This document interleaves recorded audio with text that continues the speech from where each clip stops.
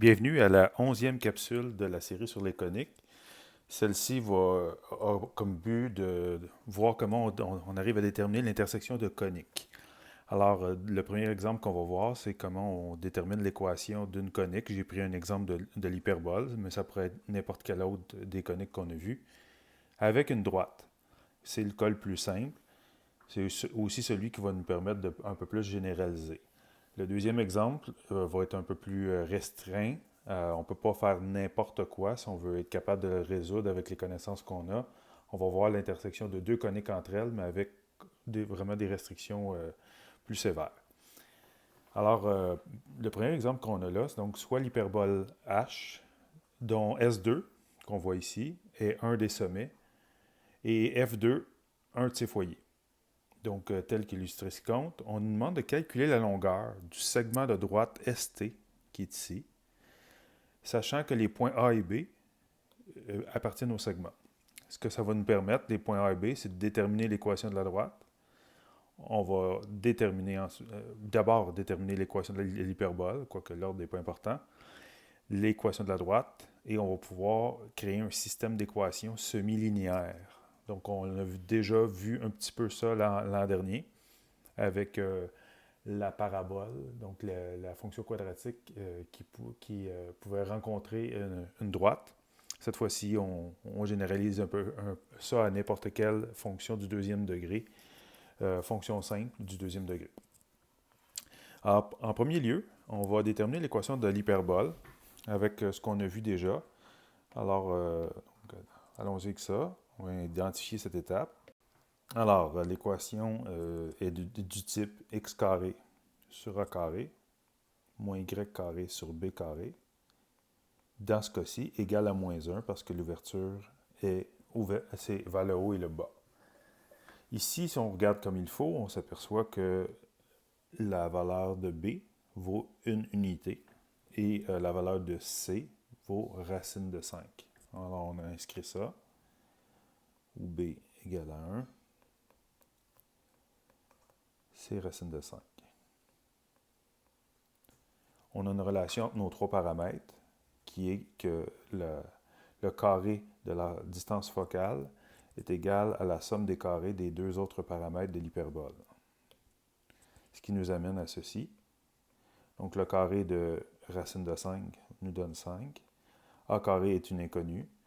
Le carré de B qui vaut 1, donc c'est 1. Ce qui nous amène à dire que finalement, A carré donne 4. Alors notre équation devient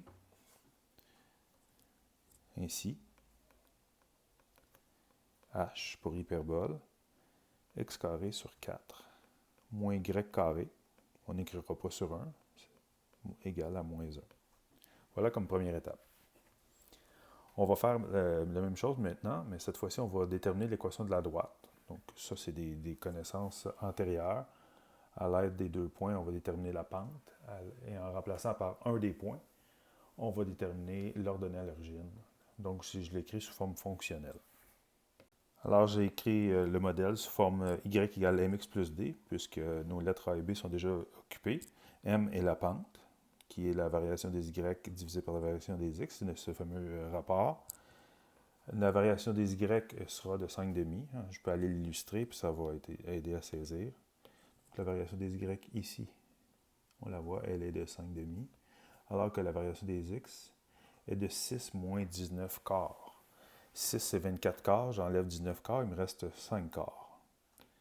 Alors, j'ai 5 demi à diviser en 5 quarts, ce qui est, bien sûr, c'est de la multiplication de l'inverse, ce qui me donne une pente de 2.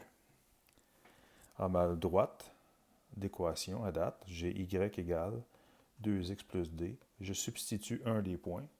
Bon, mettons que je prends le 19 quarts. Donc, j'aurai 19 quarts et 0. Et je calcule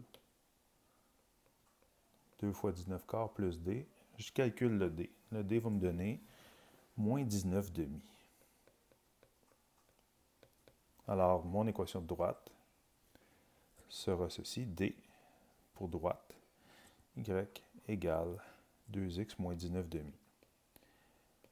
sont valides, ça a beaucoup de sens. Moins 19,5, ça me donnerait moins 9,5. Moins 9,5 d'ordonnée à l'origine. Donc, c'est sûr que si je poursuivais comme ça serait très plausible que j'ai ça comme ordonnée à l'origine. OK, voilà pour ça. Donc, maintenant, ce qu'il nous reste à faire, c'est trouver l'intersection, déterminer l'intersection de l'hyperbole et de la droite, ce qui va nous déboucher sur les points S et T. Plus facile à dire qu'à faire. Donc, on a quelques étapes à faire pour y arriver. Alors, on va écrire sous forme de système nos deux équations. Donc, la première, je vais l'appeler 1 et 2, juste pour simplifier le repérage tout à l'heure. J'ai ma conique, x carré sur 4 moins y carré sur égale à moins 1, mon hyperbole. Et ma droite, l'équation y égale 2x moins 19,5. Bon, ce qui apparaît le plus simple ici, si on veut résoudre ce système, c'est d'y aller par substitution. Alors, par substitution,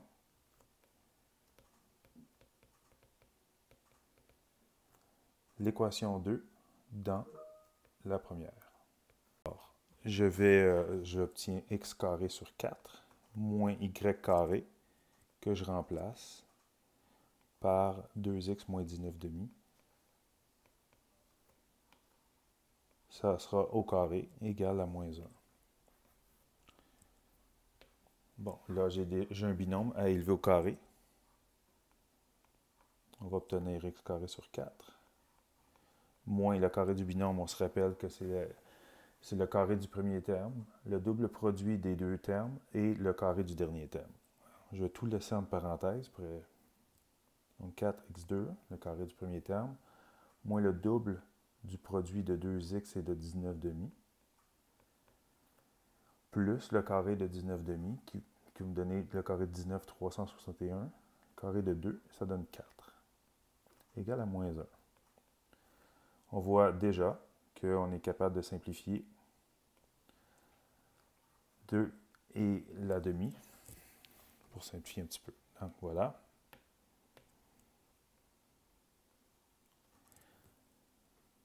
Alors, x carré sur 4, moins 4x2.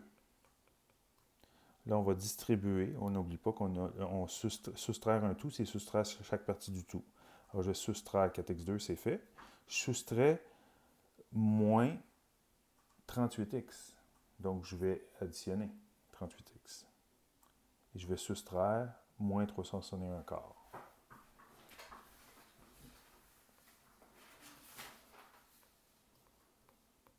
Je soustrais 361 quart et non pas moins. Voilà, égal à moins 1. Et là, ben, pour simplifier, je vais multiplier chaque membre de mon équation par 4. Donc, à la gauche et la droite. 4 fois ici et là, comme je vais simplifier mes dénominateurs. X carré sur 4 moins 4x2, ça devient x carré sur 4 moins 16x2, donc moins 15 quart x2, plus 38x, moins 361 quart. Voilà. Alors, en appliquant le produit de part et d'autre, j'obtiens moins 15x2 plus 152x moins 361 égale à moins 4. Je vais rendre l'équation égale à 0 pour résoudre mon équation. Donc, j'additionne 4 de part et d'autre de l'égalité. J'obtiens moins 15x2 plus 152x moins 357 égale à 0. Et là, je me retrouve à deux choix. Je n'essaierai même pas de faire une factorisation pour la recherche de la somme et du produit. J'ai soit une complétion du carré ou alors j'applique la formule quadratique. Alors, quand on est habile, les deux sont à peu près de la même longueur. Si on n'a pas accès à un calculateur automatique, c'est vraiment un choix. Alors ici, je vais y aller avec la formule quadratique.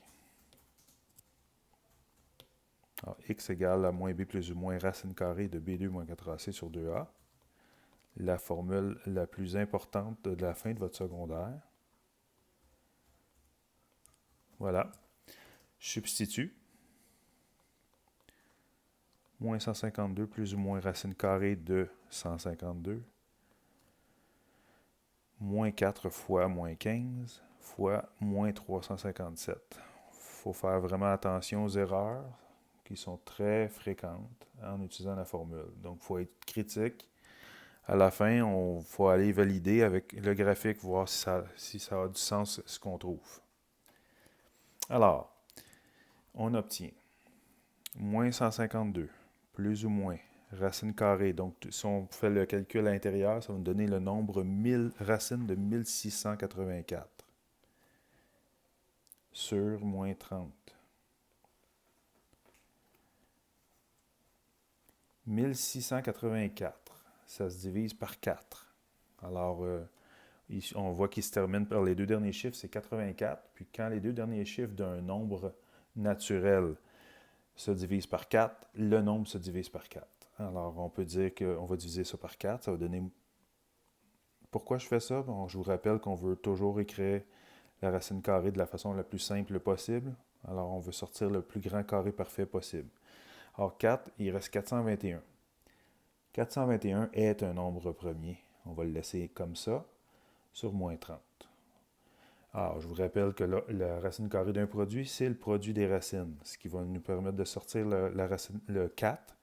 La racine carrée de 4 va devenir 2. Ça va devenir 2 racines de 421 sur moins 30.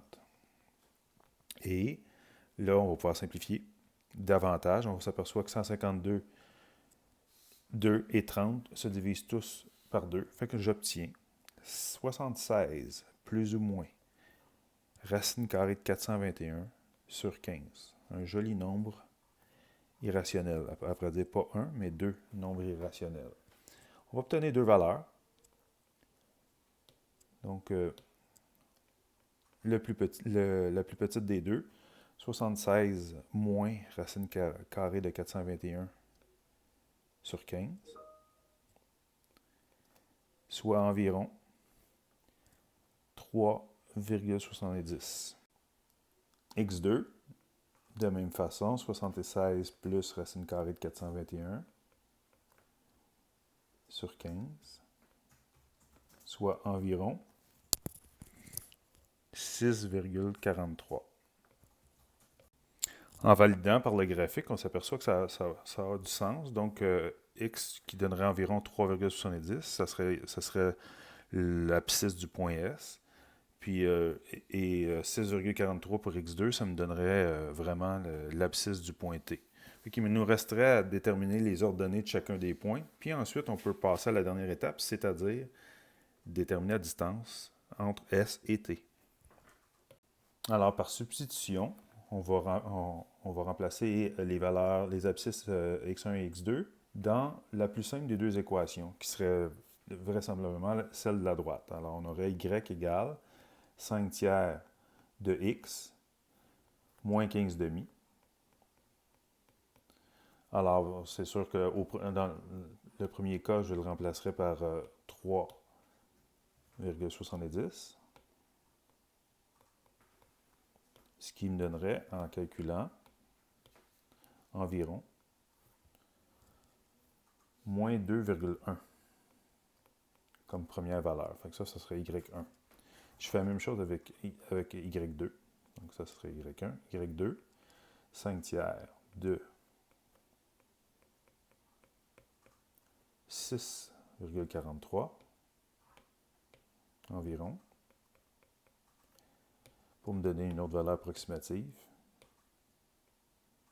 Y2 environ 3,37. Ça aussi, si on va aller valider ça sur le graphique, est-ce que ça a du sens que j'ai moins 2,1? Oui. Et 3,37? Oui, ça a du sens. Alors maintenant, on va pouvoir déterminer la distance entre S et T. Dernière étape de cet exemple. Alors, la distance entre S et T, qui correspond à la mesure du segment ST, est égale à la racine carrée de la variation des x, la différence des x entre les deux, et la différence des y, donc la somme des deux carrés, pardon. Voilà, j'ai les coordonnées. Alors, on y va. 6,43 moins 3,70 au carré, plus 3,37 moins 2,1 au carré. Ce qui va nous donner, par calcul, une distance d'environ 6,11 unités. Et c'est ce qui complète notre premier exemple. Donc, on a vu l'intersection d'une conique par une droite. On est même allé un peu plus loin avec un calcul de distance. Le deuxième exemple, on va voir un cas de base d'intersection de deux coniques. Alors, pour ce deuxième exemple, on nous présente l'ellipse E, ici, dont S2, ici, est un des sommets, un de ses sommets, et F1, un de ses foyers. Et on a aussi la parabole P de sommet SP, donc ça c'est le sommet de la parabole, et de foyer FP, donc le foyer de la parabole est là, tel qu'illustré ci-contre. On nous demande de déterminer les coordonnées des points d'intersection P1 et P2. Alors, je disais que c'est un cas de base. C'est bien important qu'on comprenne que ça devient rapidement très compliqué. Alors, on ne peut pas faire n'importe quoi si on veut être capable de le résoudre avec les mathématiques qu'on connaît. Il suffit de déplacer la parabole et puis on se retrouve avec une équation du quatrième degré à résoudre, ce qu'on ne sait pas faire encore.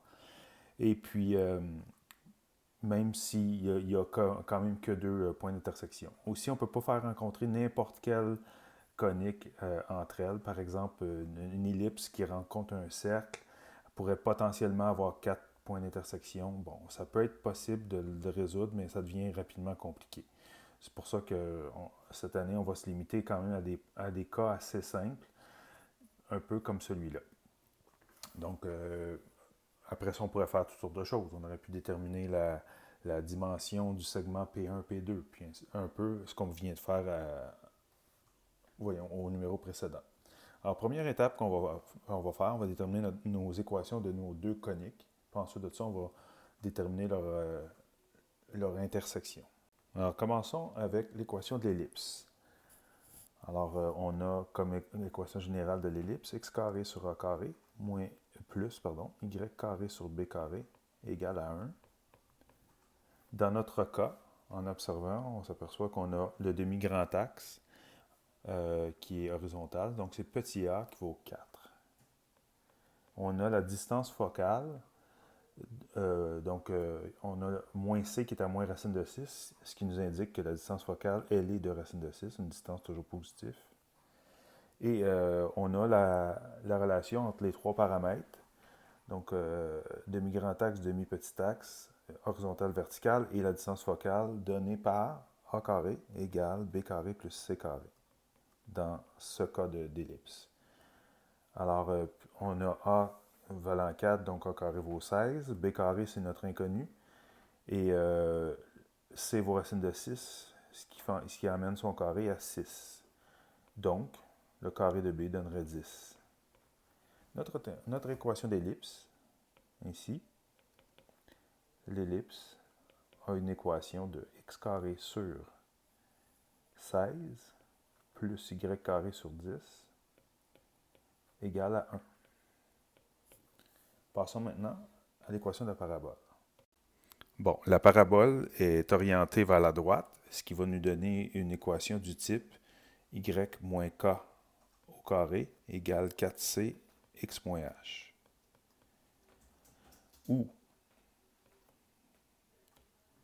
Où le sommet, qui nous donne h et k, donc h vaut 1, k vaut 0, et la distance focale, soit la distance entre le sommet et le foyer, est de 2. Ainsi, l'équation de la parabole P est y carré égale 4 fois c, 8, x moins h, x moins 1, qu'on va écrire de façon plus simplifiée, 8x moins 8 dans le système. Justement, écrivons le système correspondant aux intersections des deux coniques. Alors que voici, Alors, on a l'équation de l'ellipse en premier, l'équation de la parabole que j'ai écrite de façon simplifiée en distribuant le 8 dans la parenthèse, 8x moins 8. Alors, encore une fois, je privilégierais la substitution parce qu'on a y carré qui vaut 8x moins 8 et on a y carré ici. Donc, en lieu et place du y carré dans l'équation de l'ellipse, je remplacerai par 8x moins 8, que voici. Alors, on peut simplifier le 8x moins 8 sur 10 parce que ce sont tous des nombres pairs.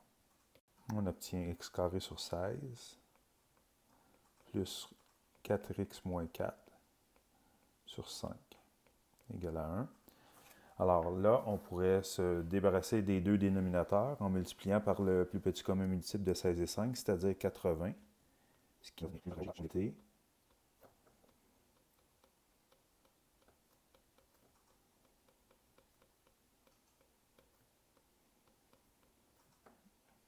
Ce qui va nous amener à 5x2 plus 16 fois 4x moins 4. 80 divisé par 5 donne 16. 1 fois 80 donne 80. On va simplifier ça, égal à 0. Alors, allons-y encore une fois par la formule quadratique. Cette fois-ci, je vais le faire plus rapidement. Alors, par la formule quadratique, on obtient x égale à moins b plus ou moins racine carrée de b2 moins 4ac sur 2a. Donc, et en simplifiant, on obtiendrait moins 32 moins 4 racine de 109 sur 5. Donc, encore une fois, la racine carrée se simplifiait. Ça serait la première valeur, x1. Et x2 me donnerait moins 32 plus 4 racine de 109 sur 5. C'est hors domaine, donc c'est à rejeter. À rejeter parce qu'on s'était dit que x devait être supérieur ou égal à 1 dans notre ensemble de solutions. Alors, ce qu'il nous reste à faire maintenant, c'est de remplacer pour obtenir l'ordonnée des points P1 et P2. Alors, comme on voit, les points sont symétriques par rapport à l'axe des abscisses, ce qui fait en sorte qu'on a juste besoin de trouver une des ordonnées, puis l'autre sera symétrique, donc opposé en signe. On va utiliser le cas où y carré égale à 12x moins 12, donc la parabole, l'équation la plus simple des deux, et en remplaçant, ça va nous donner environ 12 fois la valeur de 1,95 moins 12, ce qui nous donne environ 11,4. Et ça, c'est le carré de y. Y est égal à plus ou moins racine carrée de cette valeur. Parce qu'on extrait racine carrée chaque côté en n'oubliant pas le plus ou moins. Et on obtient deux valeurs qui sont de environ 3 et 38 centièmes. Ce qui, encore une fois, si on regarde sur le graphique, a du sens. Alors, nos coordonnées, nos points d'intersection, on termine comme ça, ainsi. Les points d'intersection sont P1, environ 1,95, 3,38. Ça, c'est, pardon, P1, c'est moins 3,38 parce qu'il est en dessous. Et P2, 1,95 et 3,38, c'est celui qui est dans le premier cadran. Et c'est ce qui conclut cette capsule vidéo, la dernière de la série des coniques. La prochaine sera un prolongement, donc ceux d'entre vous qui sont curieux, qui veulent voir un peu comment on peut aller plus loin pour les coniques. Alors j'ai trouvé une très belle vidéo là-dessus, une très bonne vidéo là-dessus qui explique comment on peut passer donc des coniques, les courbes de deuxième degré que nous venons de voir, au quadrique, les courbes de deuxième degré, mais cette fois-ci, si on est en 3 dimensions.